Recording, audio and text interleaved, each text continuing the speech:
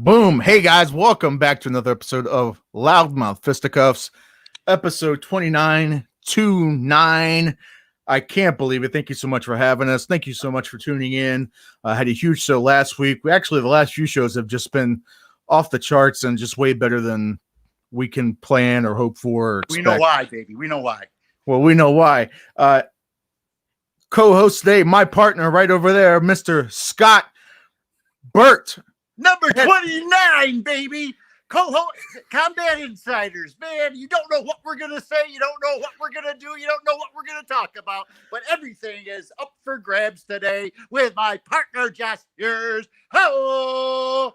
That's right. Everything is up for grabs, and anything and everything will be discussed, as always, here on Loudmouth Fisticuffs.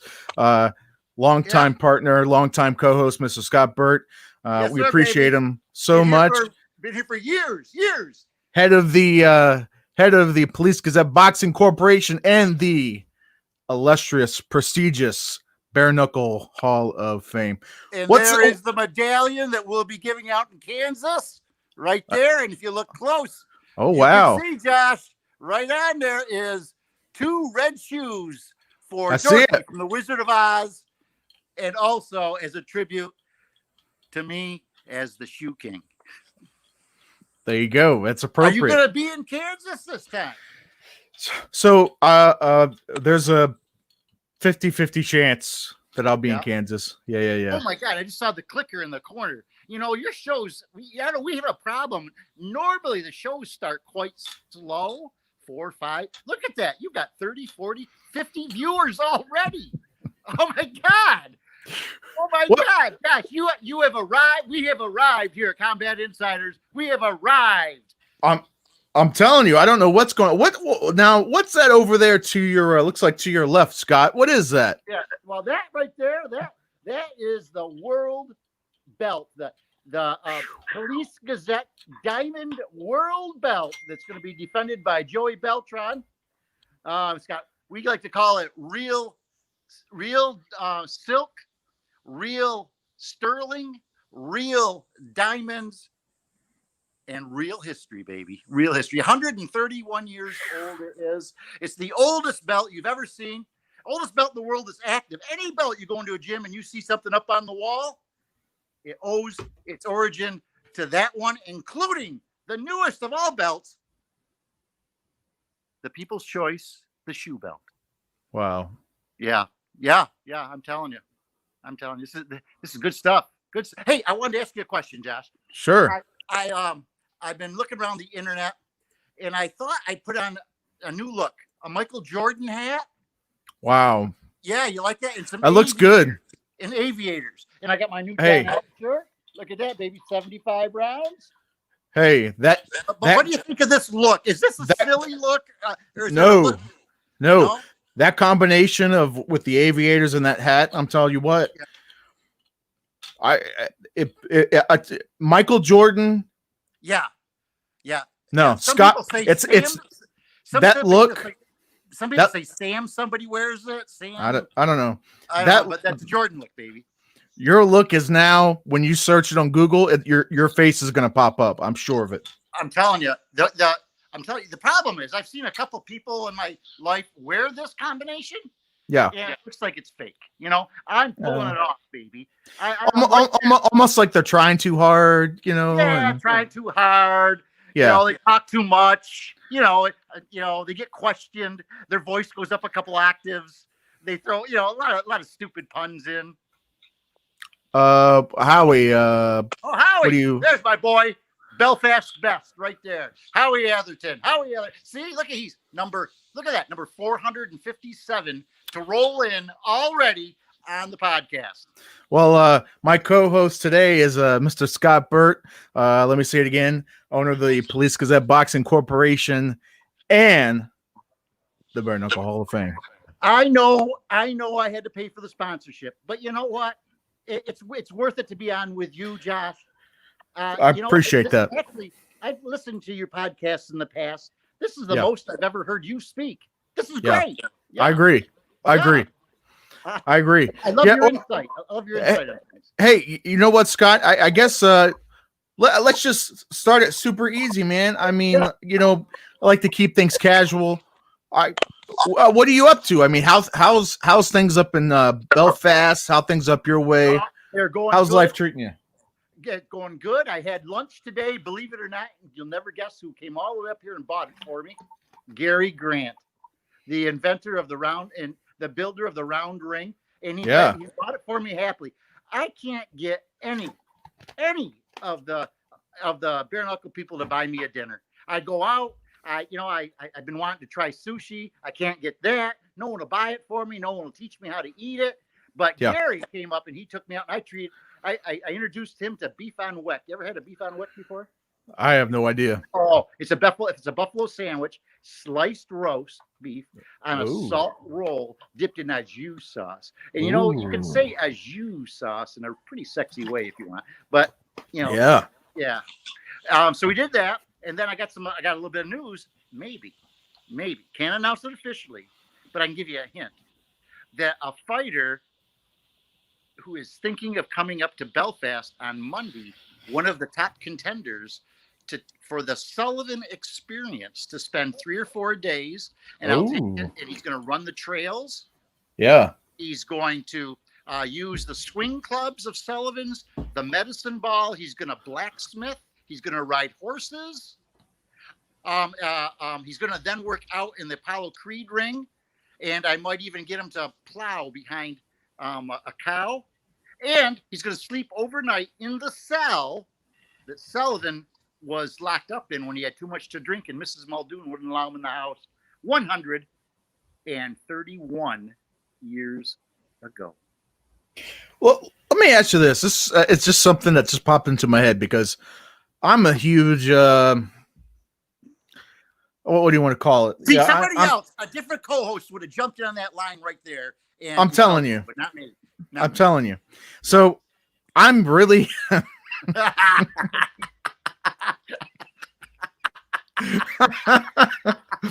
I just realized. But like, I to get back on track here, I'm huge into like paranormal stuff and all kinds of stuff like that. Oh, you'll love it because we had a ghost tour last year. That's all I was going to ask. With that place being so old, is it? I don't know what they're called, but I actually had a professional paranormal, whatever it is, come in, and he found ghosts in there. Last year we had a ghost tour. Josh, you got to come up. You got. Wow. If you could take some of this money that I've been paying for a sponsorship, and if you could weasel it out of the hands of any of your partners, you could actually use that for gas money or flight money to come up here. Yeah, and I would treat you, man. You would love it. There's nothing like walking into that Hall of Fame. Yeah, and I'll tell you, the goosebumps on your arms are unbelievable. And if you go on at 1:00 in the morning, thump thump thump thump thump thump. We had Jimmy Holmes. Jimmy Holmes slept overnight there, and he heard voices and woke up to bright lights in his eyes, hollering for his coach. His coach came in. And what? Yes, he doesn't believe in ghosts either. We need to get Jimmy Holmes on here. And he's the Indiana state champion and one of our honorary inductees. And he will describe to a T what happened that night. 4 of them slept in, and all in the night, overnight in the barns, and all 4 of them had ghost experiences. Well, on that note, Mr. Scott, it looks like our guest, today's guest. We believe that. Yeah, believe it or not, we have a guest. Let me go and bring him on. It's be careful because the numbers could go down, Josh, if you have the wrong guest. Well, that is true. We're just gonna have to. Sometimes you have to take chances, Scott. I hope he's not sporting a hat and aviator glasses. Well, we'll see. Actually, our world-renowned guest, Mr. Live Worldwide, it's Mr. Jeff Houston himself. Chris Vieira? No, it's Jeff Houston. Let me bring him on. Shoemaker? Who is it? Mr. Jeff Houston, we appreciate you for taking the time for coming on our show. Oh, I really appreciate it. We're twins. And Scott and I, we really appreciate you taking the time to come on our show and thank you very much, Jeff. Jeff, answer a few questions and tell us where you bought your hat from, Jeff. Just when you think 2020 can't get any worse, here I am at home enjoying a very well-made, home-cooked meal by my loving wife. I take a look at my social media for the posts of the day. What do I see when I look at these posts? I see Loudmouth Fisticuffs, hosted by Combat Insider Joshua Furs, and the Tooth Decay of BKFC, who is desperately trying to match my style. Josh, I'm going to tell you something. I'm going to tell, but this is the thing that I have. Co-host. I don't have the earphones. Josh, I didn't qualify for the earphones. what the fuck, man? Look, No, Mr. Burt. no. Mr. Burt was very generous. So So give you $3, $4 instead of $5. No, you can buy a real hat. No I- leather. I- No leather hats for you and that's me. a no skull hat. choice. That's a skull hat that you're wearing, and it's appropriate because you're going to need Jeff. it when I insert you into your mausoleum. Watch this, Jeff, baby. Watch Jeff, this. my hands are Look tied. out. Look Your out. hands are tied. How about a little update? Yes, How about a little update, co-host? Jeff, You're supposed to be on the same length as me, and you are letting Jeff. this decrepit Belfastian. I Listen. even got Oh a my set God! with I was watching the past Listen. 9 minutes in complete and total disbelief, and my this listen. is what I get to come to.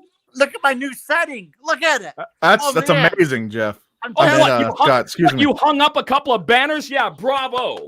Josh, thanks for sending down your assistant to set up my studio. Hey, for me. absolutely. Now look, Jeff, let me just explain. You know, I am involved in the business ends and the marketing ends And of what we apparently, I'm do. involved on the strap end, Now on listen, the listen, strap-on end. listen. My hands are You tied. should be taking the fucking 12-inch schlong, not me. Mr. Burt You'd has have been to strap so back, gracious. Mr. Burt. brother. You'd have to. That's a term of endearment. Oh my God! Talk about something that I would use loosely, Mr. Burt. Your strap on, You wheezed on my gig, old man. right, Josh? You can't use. a You're strap even on. trying to copy my style, and it can't be done. A pair of cheap sunglasses and a Belfast backwards cap. How high is that voice, Josh? How high Fuck is that that! voice? Fuck baby? that, old man. What the fuck, Josh? What the fuck, Josh? A little advance notice to your co-host would have been a little nice. Look, Scott. No, look. Jeff. No, look. I You lose. listen. You Jeff, lose. Jeff, That's it. I've had it. Jeff. I'm gonna branch out. I'm seriously. now hold Here on. I go. done. Here I go. No wait. Done. I'm No done. wait. I'm Jeff, done I with only you. paid for so Jeff. many minutes. I only got Jeff. 1 minute left. Good. 1 minute. Good. listen. All right. Bye bye. Bye bye. Don't let the door hit you in the ass on the way out, old man. I can't Now- believe it. I cannot believe now, that Jeff. I Now, cannot Jeff. believe that you're doing this to me. Listen, I didn't show the shoe belt. See, I- I got the world belt. That's a wonderful belt, Mr. Burt. Thank you. Thank you very much. That looks beautiful. Thank you very much. That looks Is this beautiful. the Twilight Zone? That's Is an extra $10, Is this Josh. Bizarro World? Okay. Where the fuck am I? Now, Little Police Gazette. Jeff, I think you're There's- overreacting just a touch. There's the Kansas. Just Oh, that's yes, beautiful, yes, Scott. yes. Oh, Beautiful. yes. I absolutely agree. Loudmouth Fisticuffs featuring Joshua Furs and Scott Burt. You're It absolutely happens, right. baby. I It am happens. overreacting. I am the one in the wrong without even telling me that this. Oh, wow. 10, 9. Oh, my God. 5 seconds is all I got left, Josh. Good. Now, That's 5 seconds too long. Later. now, Well, so Josh, before I go, I can't believe who it. is your sponsor? Not you. I'll be Mr. Scott Burt, head of the Police Gazette Boxing Corporation, Oh, it is not and a the roast. Bare Knuckle Hall of It is Fame, the not a- illustrious, It's not a roast of the meat. legendary Bare Knuckle Hall of I am Fame. So getting we stuck. appreciate your business. We made a bounce back. And I don't want to. When Jeff first came on, it went down to only 10 people. Now it's back up to 500. This is great. Yeah, right. Yeah, This is right. great. Yeah, right. You wish that you had that much social media. Royalty checks. That's all I can say. 2 words. You know what happens to Bruce Banner when he gets pissed off? You want to find out? I'll fucking Hulk out right here, right now, and that'll be bad for you. I Now- love you, Josh.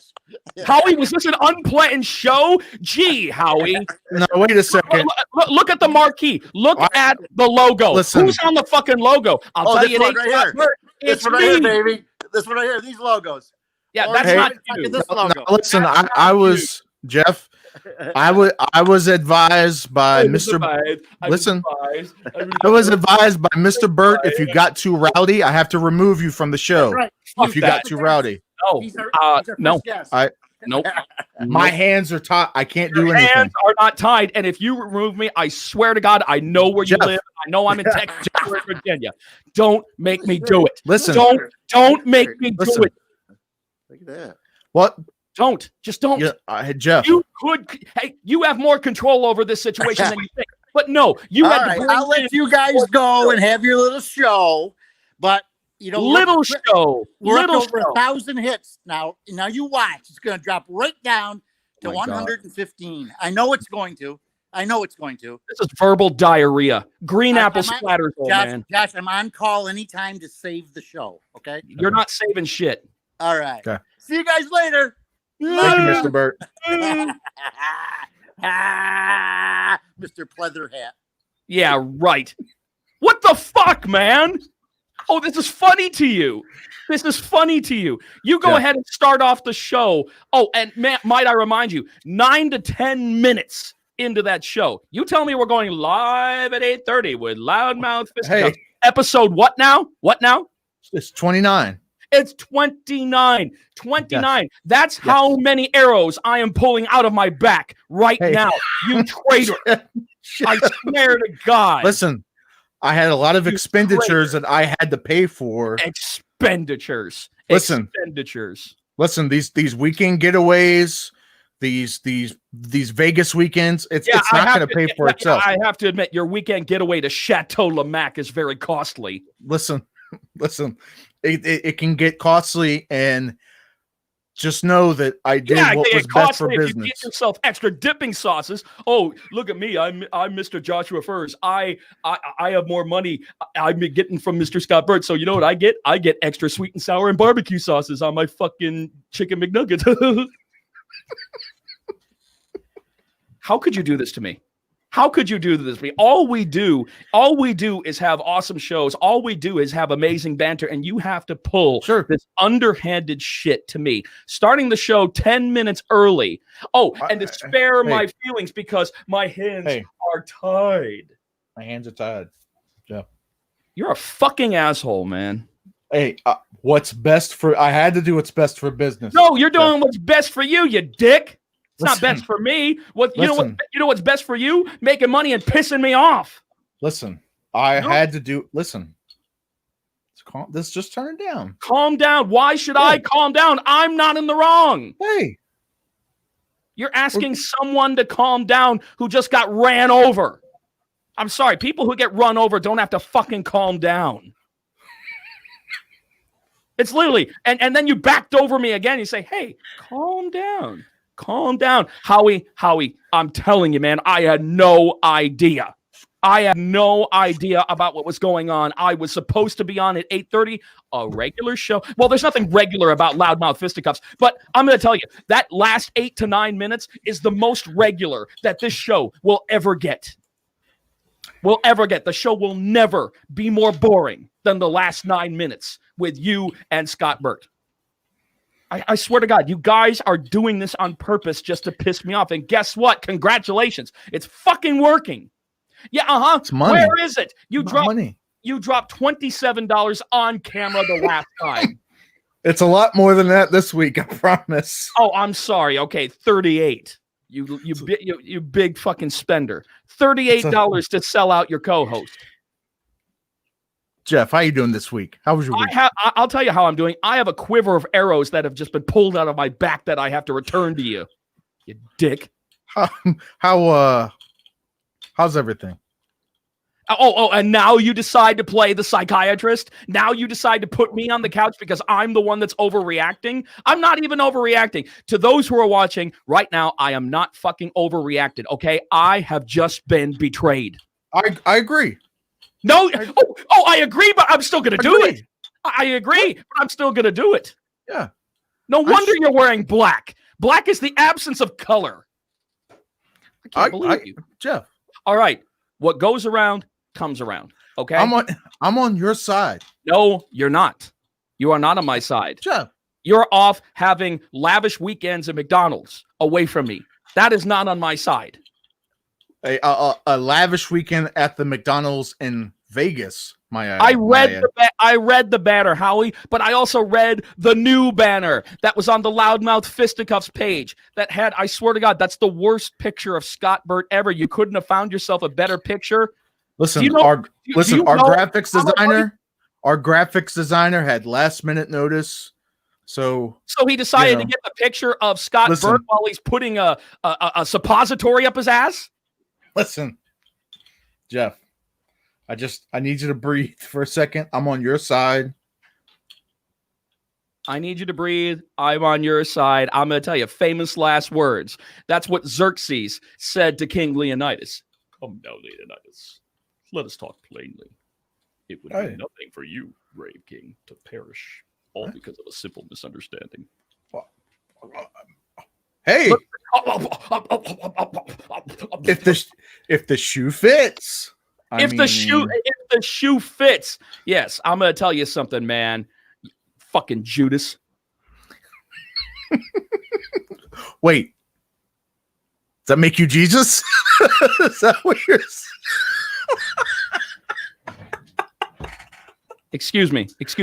The term is Jesus, okay? That's Jesus. Hey, Zeus. He didn't say, hey, Zeus. He said, hey Zeus. My name is Zeus. Yes, Zeus. As in father of Apollo, Mount Olympus. Don't fuck with me or I'll shove a lightning bolt up your ass. Zeus. You got a problem with that? That's a great quote.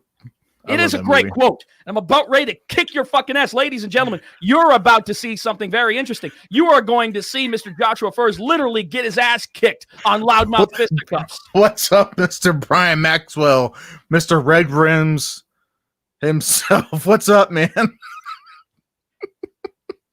Brian, I am so glad you're here. I need somebody on my side with this fucking Judas over here decides to bring on and name Mr. Scott Burt a co-host. He is no co-host. I am the co-host. As a matter of fact, I'm a hell of a lot more than the co-host. I am the comic relief that this show desperately needs. I'm serious, man. You're about as funny as a fucking tax audit. I agree. But you decide to get someone that's even drier. That someone with somebody even worse than you. Listen, I mean, seriously, are you kidding? This guy, I swear to God, this guy is Cottonmouth on a fucking Willie Nelson concert. Listen, that's dry. The equivalent, Scott is the equivalent of this. Okay, all I got to do is swipe, and money comes out. Okay, so what you're saying is that Scott is the equivalent of a debit card that has probably a balance in it of $20, and you're fanning out singles. But first off, first off, that's incorrect, Mr. Worldwide. Damn straight, Brian. Damn straight. Recognize somebody's finally on my side. Can you believe? Seriously, Brian, can you believe this motherfucker over here, man, doing this shit to me? I would have loved to have Sam Shoemaker on as our second guest for the show. We already have our first guest on. Yeah, Sam would have made a great second guest. I would love to have Sam on because his last name is nothing that Scott knows anything about, and that's Shoemaker, bitch. That's actually pretty good. I know. Look, in all reality, Sam, Sam, I tell you what too, since he lives like in the sticks, I need Sam to get better internet. I love Sam to death. Every time I've ever tried to have him on, it's like his internet cuts out. Brian, I know that this is bad, Brian, but you know something? I'm going to have to ask you for a favor. I'm going to have to ask you for a solid, and I will absolutely pay you a hell of a lot more than what Scott Burt is paying Joshua Furs. I am making this official on episode number 29. I can't believe I was expecting to make this request a lot sooner than this, especially with this fucking Judas over here. But now I find myself at episode 29 making this request. Brian, I am now officially asking for you to put a hit on Joshua Furs. I am asking to put a hit on Joshua Furs. That's right. That's right. You and I will talk logistics, and we will certainly talk money, and it will be well worth your while, and it'll be money that I give you to put a hit on my co-host is going to be a lot more than that expensive weekend getaway at McDonald's that he uses for whatever Scott Burke gets him. So let me tell you something, Brian. Hey, money talks. Hit listen. on. I'm gonna tell you something. You're closer to Joshua first than I am, so you can get in his proximity. And you know something? I don't care what you do. In fact, what would be probably the most fitting for this fucking Judas over here to do him in? Why don't you go to Mr. Scott Burt, get one of those bricks, get one of those bare knuckle boxing Hall of Fame bricks, and bludgeon him to death with the brick. That would be a fitting death for this Judas over here.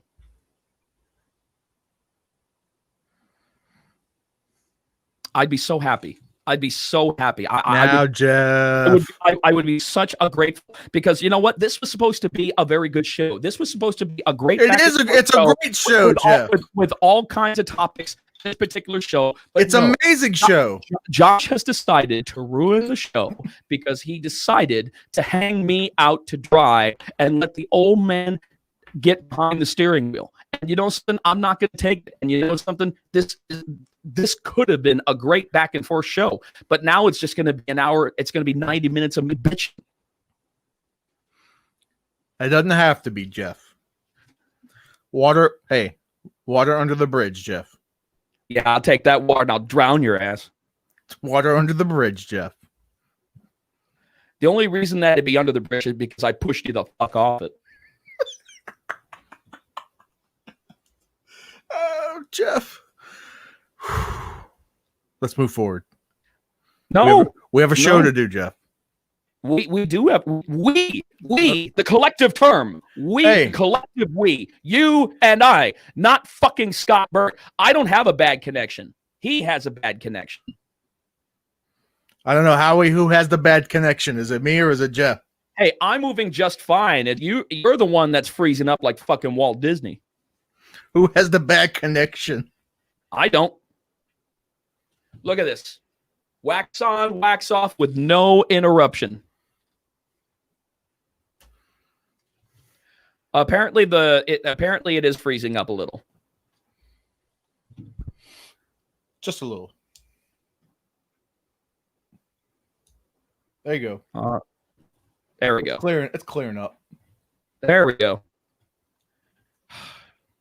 Josh is clear here. Of course you're going to say that, Howie. Of course you're going to say that. Of course you're going to say that. No, of course. Wait a minute. Don't bring Howie into this. Now, wait a minute. Jesus Christ, man. It's like Toy Story. I feel like fucking Woody. You got a friend in me. No, wait a minute. Poor Howie. I'm sorry, Howie. I'm sorry. No, you're not. No, you're not. You're sorry. You got caught. Hey, what do you mean caught? I didn't get caught. I put it on the show. You decided. Did you text me? Did you call me? Jeff. Perhaps Scott could upgrade. Howie! Don't you think that I pulled enough arrows out of my fucking back? Now I got to take a knife out of my front? Thanks a lot, Howie. Jesus Christ. Well, let me just put it out there.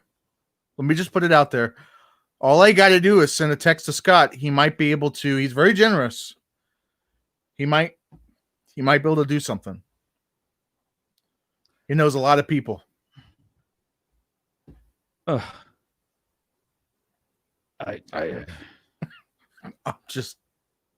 He does. It's true. Just a text. Hey, I got him on speed dial. Yeah, I bet you do. Yeah, more like speed fist. I got him on speed dial.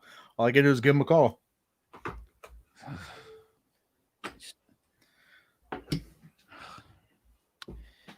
I am trying to calm down right now for the sake of the show. Let me tell you that it is not for the sake of you. You have no idea what's in store with you. Yeah, I'm going to tell you, Mike Tyson said it best the next time I see you. Everybody has a plan. There he is. There he is. Mr. Scott himself. There he is. Scott, we have a request. Would you be so generous, if you don't mind?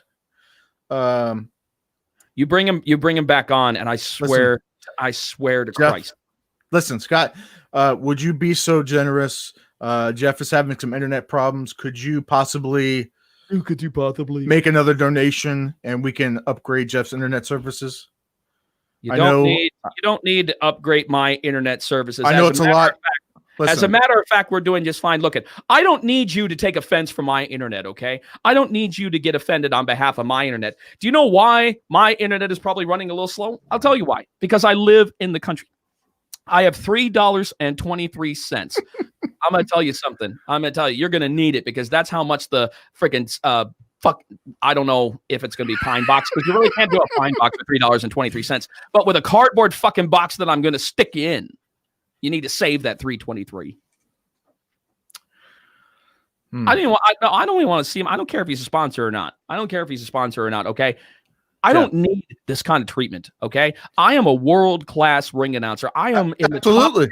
I don't shut up for a second. I am in the top 10 ring announcers in the world today. Yeah. What the fuck does Scott do outside of the Bare Knuckle Boxing Hall of Fame and anal leakage? Huh? Now, wait a second. How do I know he has anal leakage? He's like a fucking dinosaur. He's got a tail everywhere that he goes. Man, we fucked him up, Josh. Oh my God, Scott, I'm gonna tell you something. You already got 1 foot in the grave. I'm about to make it 2. October 10th, it's on. It is on like Donkey Kong. I am coming at you. Oh my God. Hey, I will strike down the party with great vengeance and furious anger. Wait, I got a bright idea. Fuck your bright idea. I'm going to head up to Kansas. Yeah, right. We can all do a show live together from Kansas. Well, Scott, what do you think, Scott? I'm going to tell you, sit me in the middle so I can start punching left to right, left to right. Scott, I think that's a great idea. Thank you, Brian. I appreciate that. Top 5 in the world, and I agree too. I am a confident person. I agree too, Brian. I agree, Jeff. I don't Top 5 in the world. Who cares what you think, Jeff? I agree with you, Brian. Jeff. I do have travel money, sir. Thanks to you. Yes, sir. Anybody who is feeling any sympathy for Joshua Furs right now, I can tell you, stow that fucking shit, man. Fucking Judas over here. He sold me out for a weekend at McDonald's. You keep saying it. I'm telling you. Everybody McDonald's in Vegas. The weekend getaways, Jeff. Oh, a McDonald's in Vegas. Oh, let me alert Mr. Ted DiBiase. Everybody's got a fucking price. Look, I know you got travel money now, Josh. I swear to God. To God. Yeah, sure. I'll believe it when I see the receipt. You know what, Scott? I'm gonna go ahead and book that. We're gonna go ahead and book that trip, and we're gonna make it possible, and we're gonna take the show on the road. What do you think, Scott? Yeah, that's what I think. Yeah, instead of Orbitz, go to orbullshit.com. Hey, now come on, book that flight. Come on. Jeff, come on. Let me be the sensible one. Even though that I literally screwed you. I brought on Mr. Scott Burt without telling you. I mean, no matter the fact that I'm the co-host. And you also decided to go ahead and take money. By bus? Yeah, yeah. If you are going to do anything, make his ass take the Greyhound all the fuck way there. All the fuck way there. As a matter of fact, make sure that he's sitting in the fucking latrine the entire fucking trip. Because that way he's pissing off everybody else on the bus because he's the one in the bathroom. Look at that. Thank you. We agree, Howie. We agree. Here comes the one trying to apply the soothing balm to the arrow wounds, even though that he caused the arrow wounds to begin with. Oh, Jeff, here is the numbing salve to put over the arrow wounds. Oh, but yes, I did cause the arrow wounds, but now I'm trying to make amends. Mm-hmm. It's like the guy who pulled seriously, you're like the guy who pulled the lever on the guy who got electrocuted in an electric chair saying, "Oh, I was only doing my job." Dick. All right. Okay. You know what? I'm going to be the professional. And after that tirade, which was totally justified, mind you, I'm going to go ahead and be the professional. I'm the one, even though that I'm the one being screwed over. I like how you're like, you're the one that's fucking agreeing, even though that you are the cause of all this fucking misery. You are the cause. Just not true. Yes. I was making a business move, Jeff. A business move includes the both of us, you son of a bitch. Listen, I've already had this conversation. No, you haven't. You have heard this conversation. I've got to deal with the marketing department. We have a marketing budget. Listen, it's not going to pay itself. The bills are not going to pay themselves. I know that. What do you want me to do? I want you to give me my share, motherfucker. Jeff, listen. After I told you, I explained. After it all filters down, there's nothing left. Oh my God. Oh my God. Oh my God. Can you listen to how ridiculous that you are? Brian, once again, a hit for you, man. Listen, we're talking several thousands of dollars that I am prepared. Jeff, think about the staff we have. I'm not talking to you anymore. Graphic designers. We got marketers.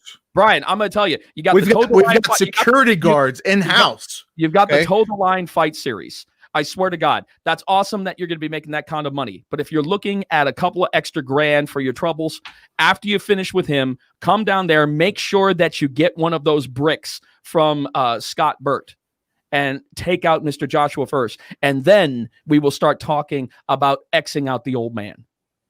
Scott, it's going to be a lot easier to take Scott out because Scott is so fucking old. It's going to make it seem like natural causes no matter what we do.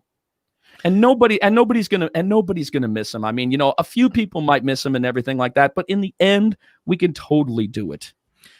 And the number one podcast for sure when I'm on. I swear to God, all you are, Scott, is that big red button that's pushed when a fucking nuke is launched. That's all you are. I'm the nuke the whole fucking time. I'm the one that lights the shit up. All you are is the big red button, and all you're doing is enabling him. All you're fucking doing is enabling him, pushing that red button and launching me into the fucking stratosphere. Oh, who me? Who me?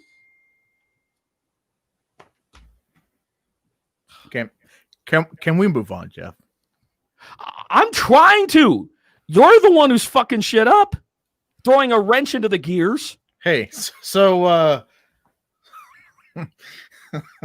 speaking of our pal Brian Maxwell. And speaking of Toe the Line Fight Series, this weekend, September 26th, it's going to be only on the BKTV app. Only on the BKTV app. You can head on over to combatinsiders.com and check out the Toe the Line Fight Series card lineup that we have on there. There's a link to purchase the BKTV app. Please use that link if you don't mind. Helps us out a lot, gives us a little cut, a little bread, and plus you get a good deal. You get the BKTV app for $3.99 as opposed to $5.99. As we just kind of go down the list here, starting up top, we have Teddy Webster and Frank Tate. T. Cummins versus Brian Maxwell, Mr. Red Rims himself, friend of the show. Casper Caldwell versus John McAllister. John McAllister is a BKFC vet. Joshua Weems, I hope I'm saying that right, versus Van Vo. Bobby Taylor versus Paul Teague. Noah Cutler versus Kane Tomlinson. Danny Shell versus Herbert Morgan. Anthony Reddick versus Chris Johnson. And Jeff Denton versus Jeremy Roger. I'll tell you what, for the inaugural Toe the Line Fight Series event, I'm pumped about it, Jeff. What say you? The Mr. Miyagi in me, instead of letting you know that you are my enemy and you deserve no mercy and I should just chop you at the fucking nose, do you know what I'm going to do right now? Wait, that's Cobra Kai now, Jeff. That's I am going to do the right thing instead of chopping you on the nose. And I'm going to just take the high road on this. So you are very lucky. You are very lucky. And Scott, you are now an enemy for life. So take that as you will. I have something to say about the Total Line Fight Series because there is. Let me just pause you for just 1 second, Jeff. I just got an email, and I have to thank Scott Burt. He just upgraded me to first class tickets out to Kansas. Thank you, Scott. It's greatly appreciated. So sorry, Jeff. Go ahead. You are a fucking anal plug. That's what that is. That's not a plug. That's an anal plug. You bitch. You bitch. You bitch. Can't believe this. I'm trying to get past this. Me too. I thought we were past it. Until you decided to pull out the Tabasco and the fucking anal plug. First, it was a gesture from Mr. Burt. I just wanted to read it on air as appreciation. That's all that was. Tabasco and salt is all I am feeling right now, good sir. That's all I'm feeling right now. I have no love for you on episode 29.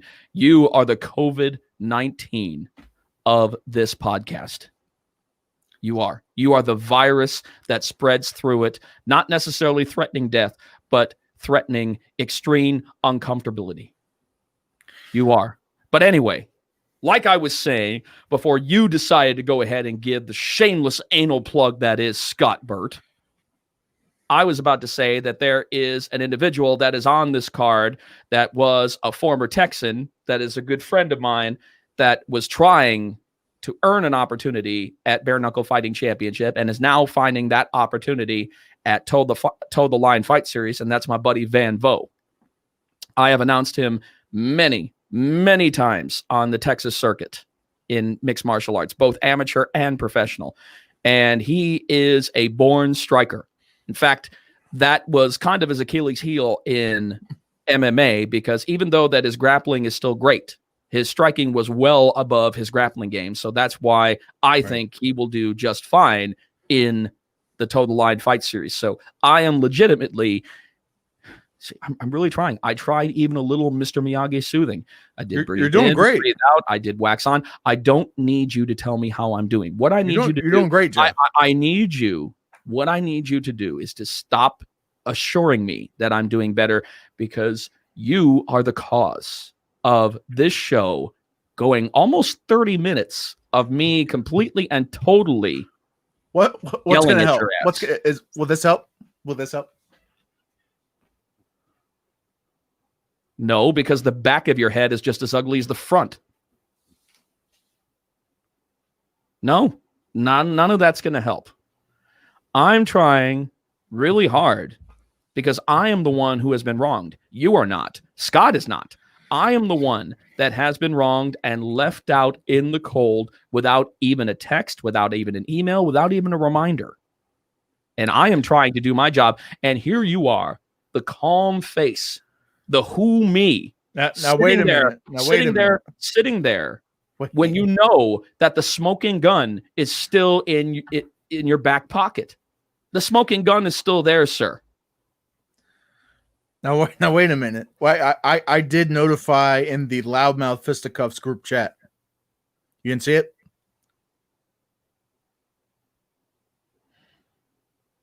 The Loudmouth Fisticuffs group chat. I know I put it in there.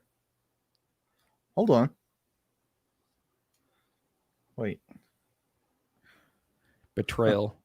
Oh, just such betrayal. And all I want to do is move on with the show, but it's just so difficult knowing that someone who I used to call a friend is now making moves without me. And he's talking about all the different departments of Loudmouth Fisticuffs. Even though that we're only on show 29, I never knew that we had a marketing department. I never knew that we had a legal department. I never knew that these departments ever existed. And you know why they don't, folks? Is because it's smoke and fucking mirrors. The same mirrors like on my fucking shades. It's not. I do have to apologize for this.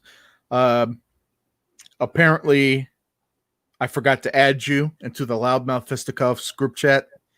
So from now on, I'm gonna make sure I'm gonna make sure you're. You ever see that movie Scanners? I'm really fucking trying to make your head explode right now. I'm really, really fucking trying. Honestly, episode 29. If this was the episode that I could literally telekinetically make your head explode, I would fucking do it in a heartbeat right now. So it's my fault. My bad. Oh, my bad. It's all good. It's all. But I'll make sure. Let me add you along with. So it's just right now. You along? Aren't I the administrator? Aren't I the co-administrator?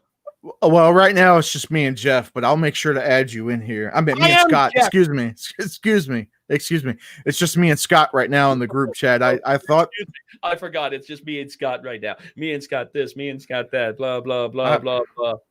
Listen. Oh my God. Betrayal. Absolute betrayal. Folks, seriously. You see this guy coming, walk the other direction.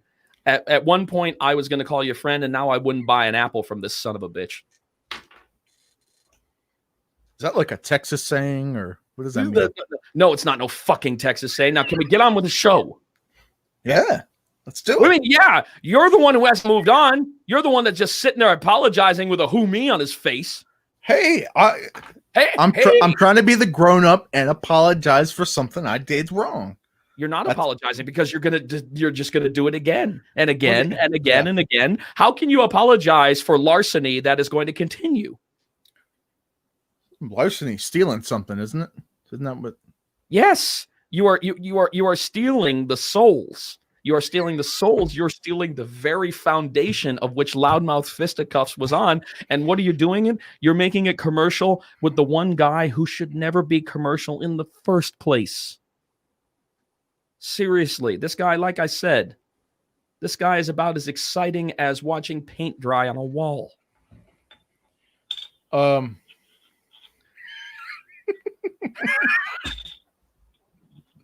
What are you what do your dastardly do right, little dog?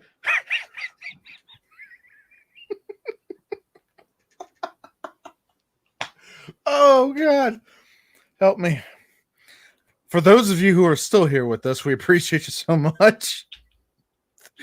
No amount of words. He is responsible for this clusterfuck right now. I am not. Listen. You are responsible. No. Let's just move on, Jeff. Let's move on. Take your lashes. You decided to go ahead and, hey, you screwed the pooch. Be prepared to accept your lashes. Water under the bridge, Jeff. Not by me. Let's.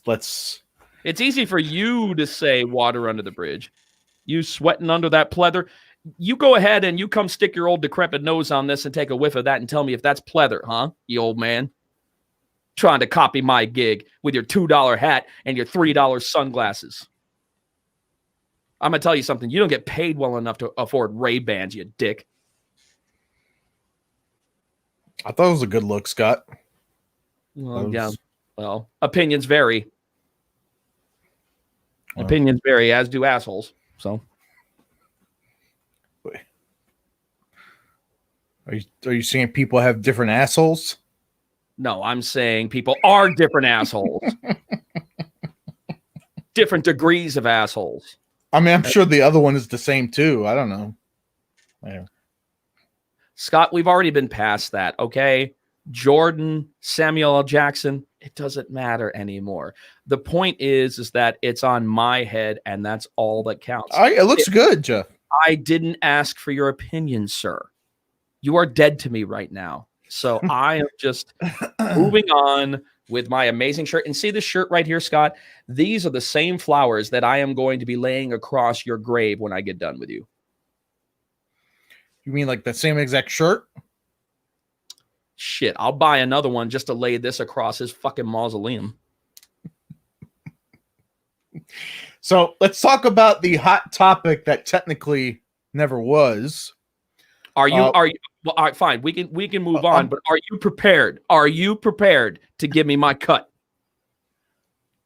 Of what? Are you prepared to give me my cut of the sponsorship deal? Jeff, listen. No more listen, no more nothing. I want my cut. If you give me my cut, then we can move forward. Look, I'd love to. I really would. I don't need your snake oil pitch. All I need you to say is yes, Jeff. That's all I need you to. That's all I need to Look, hear you say, yes, I'd Jeff, love to. I would give love you to, but your it's cut. listen. It's really out of my hands. It's all tied up. You are so fucking vague when you say these things. No explanations. It's just, tied up. What do you want me to do? just vague sentences. It's all tied up. Where is it tied up? I told you we're building some offices, and we got a whole. We had to zone off. I mean, it's expensive. It gets expensive, Jeff. Now I'm going to tell you what I'm going to invest in when it comes to this show. I'm going to invest in a sub pump because I'm going to need something to drain all of the shit out of the room that's what I'm going to invest in. I'm going to invest in a fucking sub pump because I agree, Howie. I agree, Howie. Jeff, it may be time to get HR to step in. We might have to get the HR department on the phone. Get them to step in. Oh, what? Howie's rectum? No, we have an HR department. Yeah, Howie's rectum for you. That's not nice, Jeff. Oh, excuse me. Howie's rectum. Is that better? That's just not nice. Howie's rectum. I can't go any higher. I can't go any higher than that. Top view video of all in Daytona was me and Jeff. You're on to something, Josh. On-site podcast in Kansas. See? Thank you. That's going to be good. That's good television. Yeah, with his foot up, with my foot up his ass. That's for sure. It'll be great television. I'm sure it will. I'm sure it will because you guys are all buddied up, and apparently all that money is tied up in offices and salaries and departments. It's amazing how we could get offices and salaries and departments in just 29 shows. We've done very well for ourselves. You've done very well for yourselves. Jesus Christ, you're becoming a televangelist. You're not even giving me answers. All you're saying is you have to believe. You have to have faith. You're not giving me any facts. You're not giving me any answers. You're just saying you have to believe that what I am doing is good for everybody. When in fact, all you're doing is just literally, all you're doing is fucking literally just taking your goddamn fucking show off and just, you think that I'm okay with this? You think that I like dressing like this? You think I like my fucking hair like this? Jeff, listen.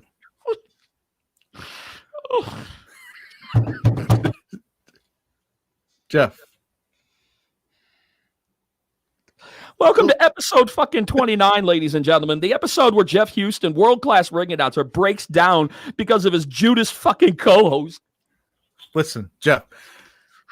You know what? Fuck this. There's my wife. Yeah. Maybe my wife will be on my fucking side for once. Maybe my wife, instead of being on, in fact, you know what? I've got something interesting to say. I've got something interesting to say because I know a lot of people are going to do this. You know, the other day, my wife was watching and she was enjoying the last episode of Loudmouth Fisticuffs. And sure. I asked, how long did you watch? Oh, I tuned out when Scott Burt came on. That's my wife. That's my fucking wife. She's got my back. Thank you so much, honey. It's so nice for someone. Here I am on Loudmouth Fisticuffs, literally having an emotional breakdown, and my amazing wife comes on and comes to my defense. Hi, Brandy. Oh, shut up. You don't get to say hi to my wife. What? Hi. Brandy, I swear to God, you may have to kick in a little bit of your salary. You have to kick in a little bit of your salary so that we can pay Brian Maxwell to take out Joshua first. I'm going to tell you, it's going to be the best money spent. It really is. It really is. Now, Josh, that we've gotten all this passed, I'm really trying here with the amazing amount of deceit, of course, and the incredible, insurmountable portion of absolute and total backstabbing that's taken place here. Can we please try to move forward? We're at 54 minutes, and 9 of those minutes was probably the most boring 9 minutes in the history of Loudmouth Fisticuffs. The first 9 minutes. I'm good to go. Brandy, don't hang me out to dry on Loudmouth Fisticuffs. Especially when Scott Burt bored the tears out of everyone the first 9 minutes. Thank you for watching. We appreciate you. She's only watching for her husband. Okay. Well, As far as I'm concerned, she probably feels the same way about you that I do. Listen, Jeff. Listen, Jeff. Great, Jeff. You're really great. You're an integral part of this show, and Oh, should we go ahead and tell everybody who actually thought of the term loudmouth fisticuffs? Sure. Yeah. I believe I was the one who came up with that title. Oh God, Brandy, don't recognize him. Don't recognize him. The last thing that I need is my wife embarrassing me on my own fucking podcast. I'm kidding, Bubba. I'm kidding. I can't hold a fucking straight face on that one. Shut up, man. Oh God. I can't. I'm going to tell you something. I'm hurting. That one show that apparently where I was high as fuck and you were saying, we can't move forward. This one's so much worse than that. This one is so much worse. And yet you move on. Do you know why you move on? Because it's at my expense. Because you and Scott Berth are laughing your sick asses off. So in other news, the rumor was Frank Mir was going to be signed with BKFC, which turned out to be technically not yet.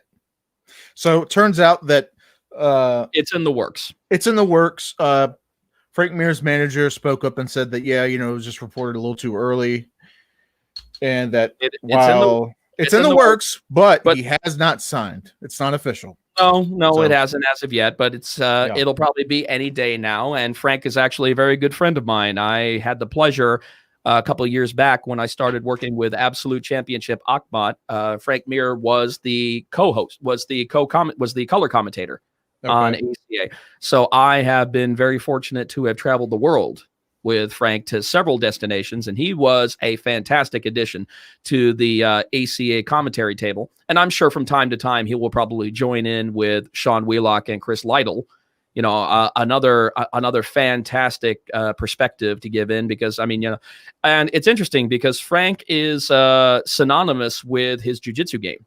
Right. Because he is one of the most accomplished jiu-jitsu practitioners in the heavyweight division in MMA, and has been for a very, very long time.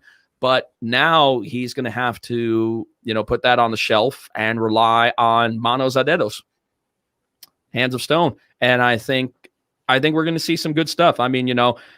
You never know how somebody's going to gravitate towards it, because I have yet to see Frank Mir knock out a fellow human being without gloves. But it's going to be very interesting to see how, and the one thing, he's a great talker.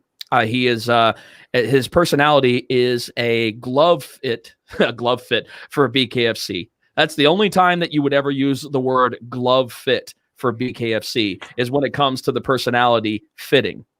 Yeah. Otherwise, no gloves here.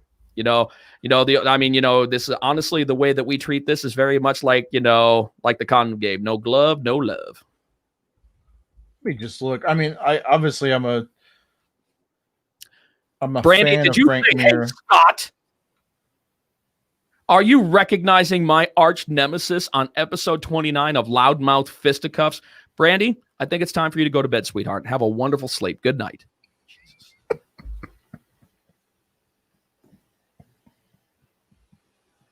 The hits keep coming. They keep coming.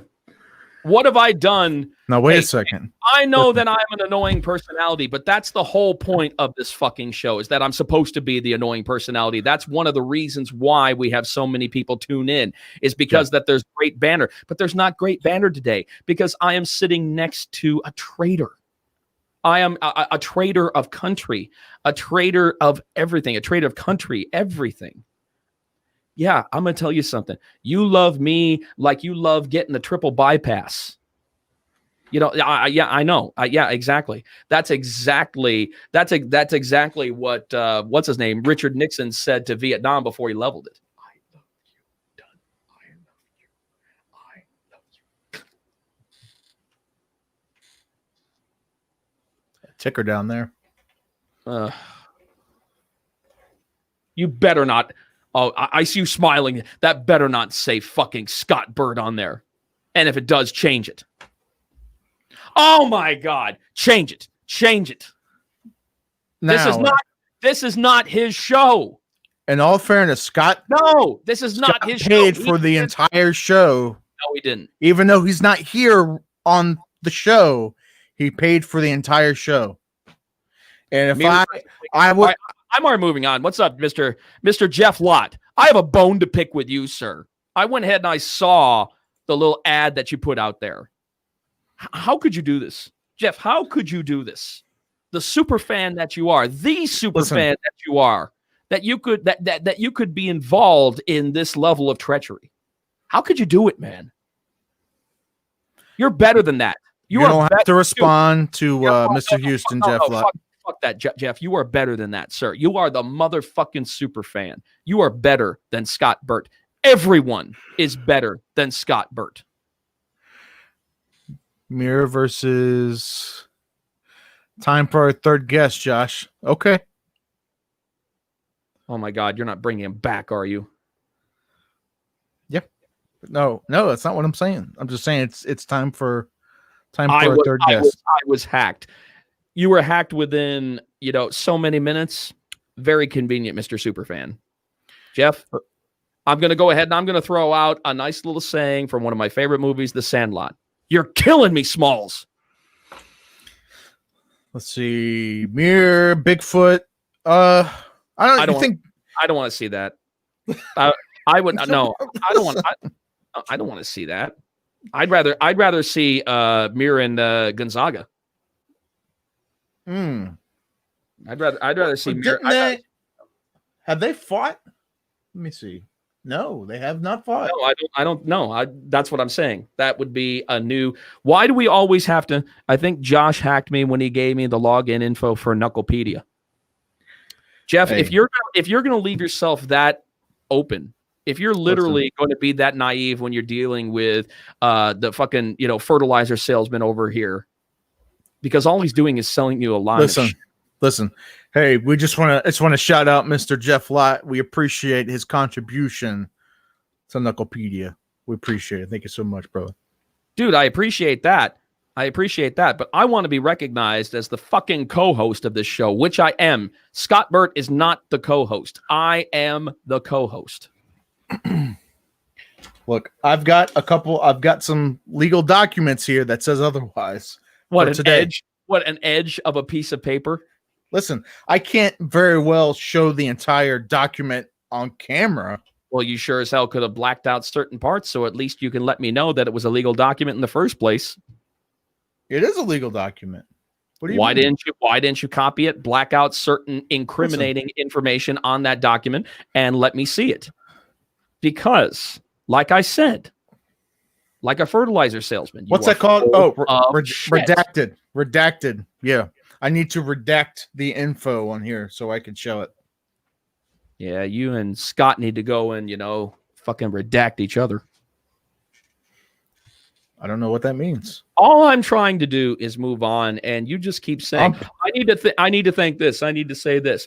I've got this legal document. Here I am trying to move on, and all you're doing, I've already stepped on the nail, but you are going above and beyond the call of duty to keep driving it into my heel. Did you know? Hey, I didn't know that. He beat Roy Nelson twice. So Frank Mir's coming off of that win in Bellator off of Roy Nelson. In all seriousness, I'm really curious as to what Frank's going to do once, I don't know how to word it. If he gets here, when he gets here, I don't know. Well, I mean, Frank has been boxed out before. Well, yeah. He has been boxed out before. I mean, the way that it was going in his first tussle with Brock Lesnar, if he had not utilized his jit skills, he would have gotten knocked out. But he decided to utilize his jit skills and go for that fucking heel hook, which ended up, derailing Brock Lesnar's UFC debut because it showed that his game His wrestling game is strong. His striking game is strong, but his grappling game is shit. Do you know what else I would love to, speaking of just looking at his record here, brings another name to mind who I talked to, and he posted about possibly going to bare knuckle, and that's Shane Carwin.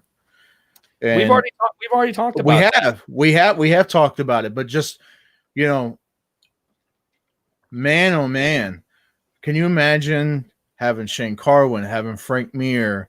You know, you already have Gonzaga, Bigfoot, and, you know, oh my God. And then we don't have an opponent yet with, you know, for Shannon Briggs, if he's still going to fight bare knuckle. I mean, that's the plan. I know. Now Shannon Briggs is out there saying that he will step in against Mike Tyson if Roy Jones decides not to commit to the fight. Roy Jones is not stepping out of that fight. Oh, I don't know why he's bitching about it. It's too much money. Well, they delayed it, I think, is what the problem was. Well, they delayed it, and he's just not happy with the delay. He's just not happy with the delay. And it's not like that they're delaying it because the world is spinning as usual. I mean, we are still in the midst of a fucking pandemic, and we're still trying to iron shit out. So if there's a delay around this time, don't you think that it would be a delay that you would understand, if not condone? But no, that's the problem that I have with everything right now, is because everybody is getting pissed off about live events being delayed and things changing, you know, at a moment's notice because of a pandemic. Yeah. Well, consider it's just the problem. It's just that we are so spoiled of how the world works when it's regularly spinning that when we're inconvenienced for a 6-month period, you know, we start to go a little batshit crazy because we're so used to the world working this way, and it hasn't been working this way. So once again, I have to tell you guys, infinite fucking patience right now will pay off. Be patient. Things will get back to some degree of normalcy. Maybe not completely what we were used to. You know, there will be some changes. That's for damn sure. But as far as having some normalcy return to our lives, as far as these live events, as far as, you know, our social time out and everything. And, you know, everybody, and, you know, it's so funny. Nobody will take going out for granted anymore, Josh. But the funny thing about it is everybody's talking about how great it is to go out. Let's go out. Let's go out. Well, if outside is so great, then why has mankind spent thousands of years trying to perfect inside? Interesting point. Seriously, if going out is so fantastic, then why are they doing everything to make it as comfortable as home? Because I would think that if you're the kind of person who likes to is a social butterfly, goes out and has a good time every day. Let's just say you go out and do something every day. Well, then wouldn't you want your home to not be so comfortable, because that would give you more reason to go out? Right. Because when you make your home too fucking comfortable, guess what you want to do? You want to stay home. You want to stay home. Yeah. Maybe that's one of the reasons that I understand minimalist modern style homes. You know, they're all concrete and they're cold and they're museum-like. And there's a lot of minimalistic furniture in that is very aesthetically pleasing. But when you sit on it for any length of time, it just fucking sucks. What is he saying? You were duped, shenaniganed, super bamboozled, run amok. Oh, what are you going to say next, Jeff? We didn't land on Loudmouth Fisticuffs. Loudmouth Fisticuffs landed on us. I'm going to tell you, I think, Jeff, if you're going to say something like that, I think you need to get yourself some reading glasses and, you know, kind of take the podium approach. Look at yourselves. Go ahead, take a look around. Oh, people of Loudmouth Fisticuffs, you've been had. Bamboozled. Run amok. Shenanigan. Duped. We didn't land on Loudmouth Fisticuffs. Loudmouth Fisticuffs landed on us. They're all warmed up. See, I am automatically feeling better because I am able to do that to myself and make myself feel better. You had nothing to do with this. You had nothing to do with this. I am feeling better of my own accord, and you and Scott Burt, I am going to go ahead and smile in spite of you assholes, and I am going to get through the remainder of this broadcast. Look, I don't need you to act I don't need you to ingratiate me, and I certainly don't need you to keep waving like you're goddamn maitre d'. You don't have to say anything. Let's just go, okay? Let's just do the show. On the next note. Where did we go from? We went Frank Mir to... Welcome to Loudmouth Fisticuffs. You expect this train to stay on the tracks?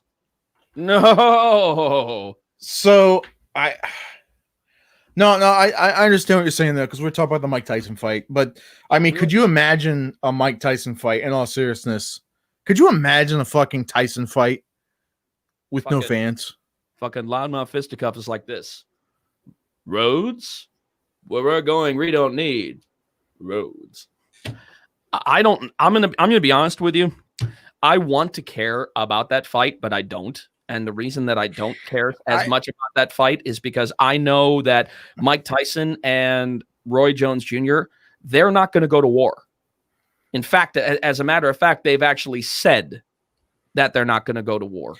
So then why am I tuning? Then why am I tuning in? I mean, if you're going to make a super fight, make a super fight to me.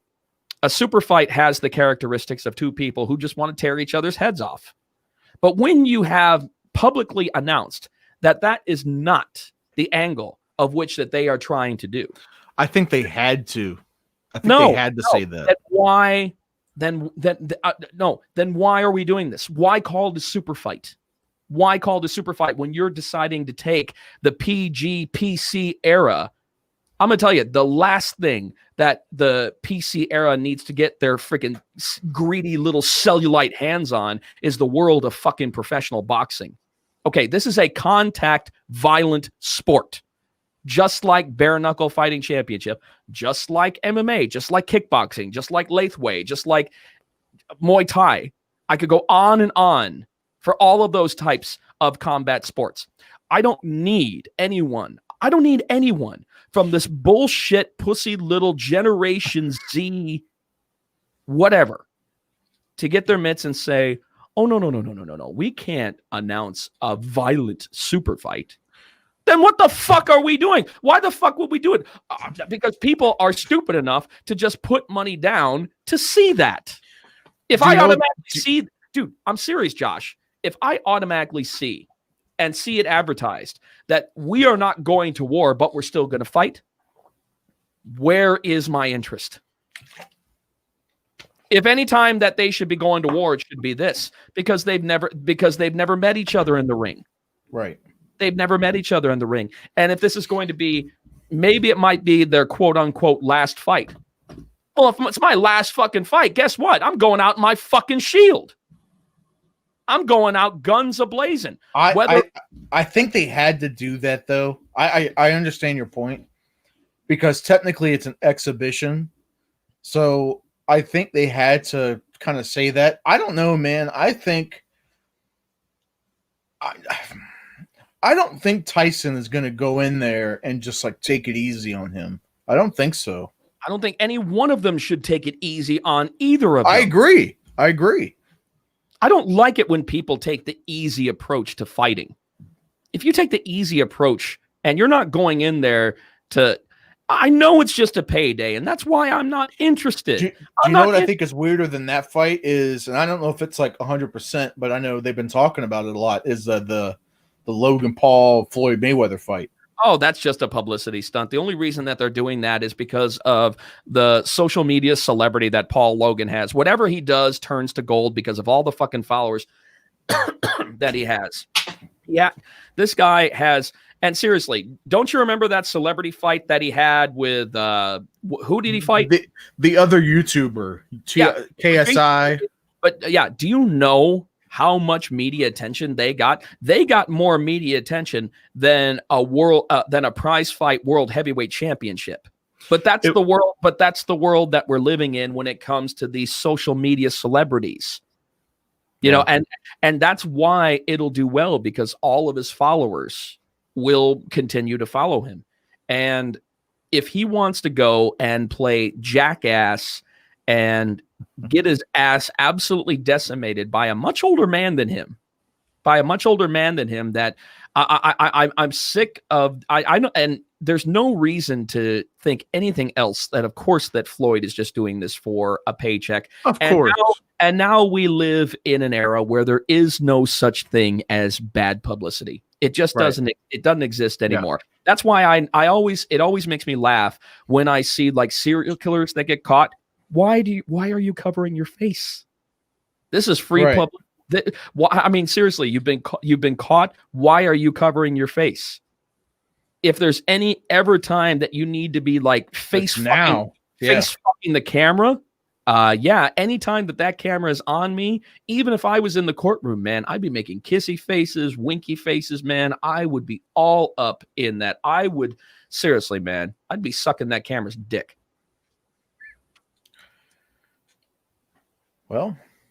No, I'm serious, and it's amazing to me how they can justify this, because money-wise, it makes sense. Sport-wise, it's a joke. It's beyond. It's beyond a joke. It is absolutely beyond a joke. And what does Floyd need? Need more money? But then again, I mean, if you were someone like Floyd Mayweather, and if you could continue making that kind of money, would you stop? No, probably not. Well, yeah, that's just like when he took that fight on New Year's Eve. Rising. I mean, what did he? It was 20 million for like 3 minutes, right, or something like that. 21-year-old kid. Yeah, 21-year-old kid, and of course he decimated him. And I loved how they hyped him up so big, like it was going to be like he actually stood a chance. Oh no, the great Japanese hype. The great Japanese hype, man. They were thinking that this kid was going to shock the world. And I'm like, Floyd's just too good. Floyd is just too good for anyone to kind of shock the world.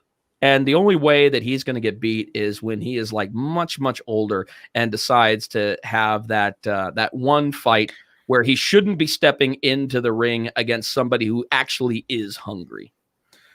I think he's smart enough. I don't think he would even put himself in that situation. No, and I don't think so either. I mean, like I said, if we're talking possibilities, that would be the only possibility that I would see him getting beat. But you're absolutely right. Not only he, but his fucking team, his fucking PR team are smart enough not to put him in that position. Right. Exactly. But then again, Floyd Mayweather represents what America is. It's greed. It's excess. Sure. It's ridiculousness. I mean, do you remember during that Ryzen fight? Remember that ridiculous fucking Gucci bag that he had specifically made for himself? It looked like a giant hula hoop with a bag on it. I think he said he paid like $100,000 for that bag. Yeah, something like that. And why? Because you can. I mean, you can go ahead and say, you can, scratch your head, you could take ibuprofen, you give yourself a headache. But in the end, why did he do it? Because he can. And unfortunately, that's what celebrity is as of right now. It's almost like nobody uses their celebrity for good anymore. They just, it's all about the bigger boat, the fancier car, the bigger fucking house. Why do they do it? Because they can. Well, hell, I even that too. Like you could even, if you really want to separate it, celebrities now, money. Fuck the celebrities. I want to fuck the celebrities. You want to see the excess? Look at the billionaire CEOs. Look at Jeff Bezos. Look at Bill Gates. Sure, right. And I can actually say the same thing about them. Everybody's about Floyd Mayweather. Jeff Bezos could buy and sell 100 Floyd Mayweathers. Yes, he could. Floyd Mayweather is maybe a billionaire, not a multi-billionaire. Maybe. Jeff Bezos is now worth $200 billion. He is worth more than the gross domestic product of most third world and second world countries.